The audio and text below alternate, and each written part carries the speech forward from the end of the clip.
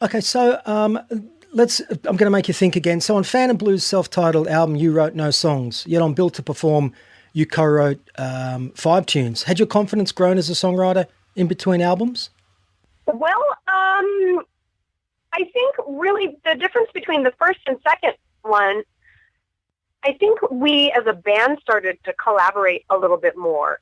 The first album, I think the guitar players really had a whole bunch of ideas already for the most part and brought those all to the table as the band was forming.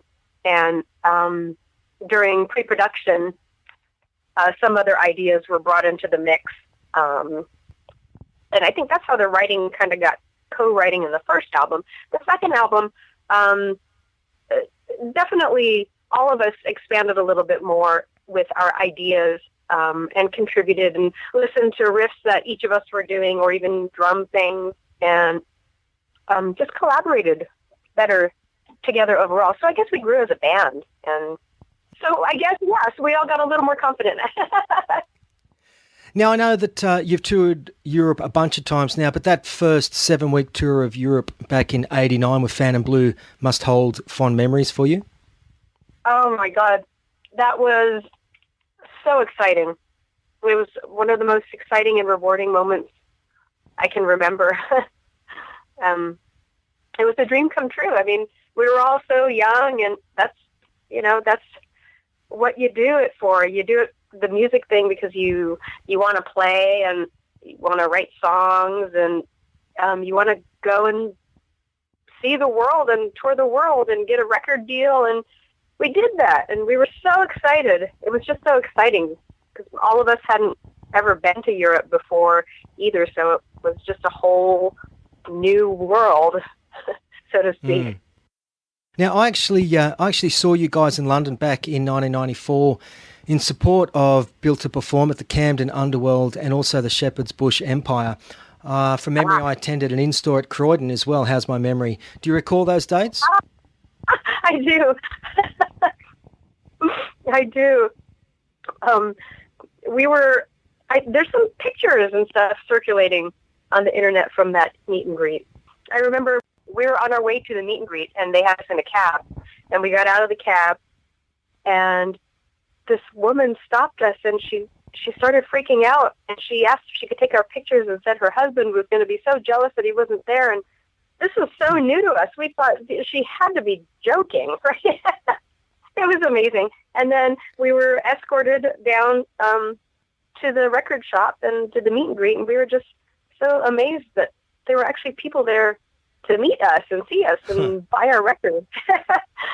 We obviously don't have enough time to go through the full history. I know that Fan and Blue soldiered on for a while into the late 90s with other band members. At what stage do you think you realised it was over for the band? There was a point that it was like beating a dead horse.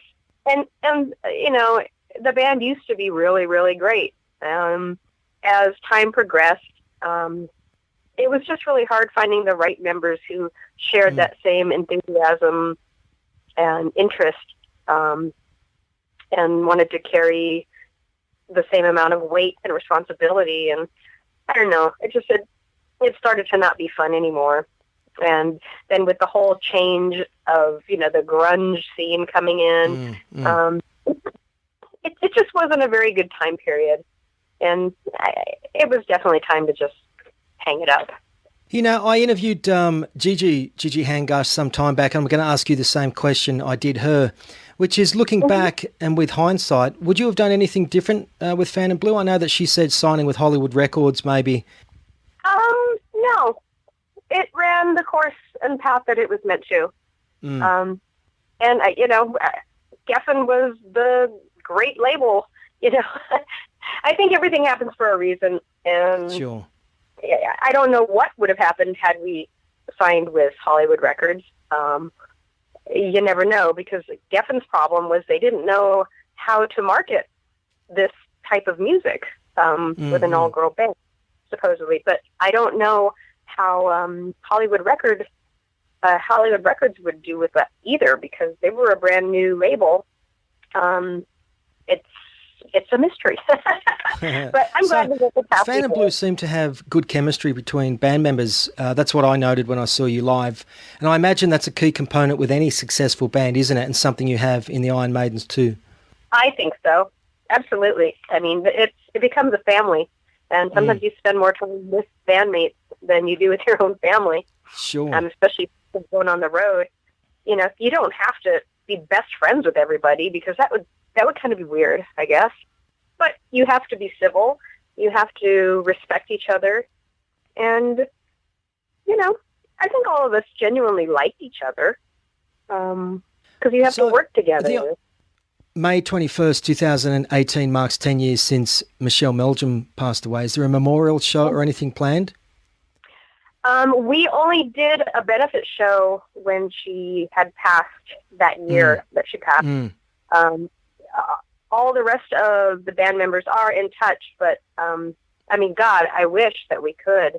I know, I wish we could, but it doesn't seem like something that's going to happen. Well, she tragically passed away too young, and I guess her memory, though, will always live on via the Fan and Blue material, won't it? Absolutely. And you know what? When she passed, that was also the biggest influence on the decision to stop, because she was a huge part of that band, and she just wasn't around anymore. I mean, we were talking about reuniting and going and doing some East Coast and doing some tour dates with the original members, but that didn't happen. Unfortunately, She passed, and it's very sad.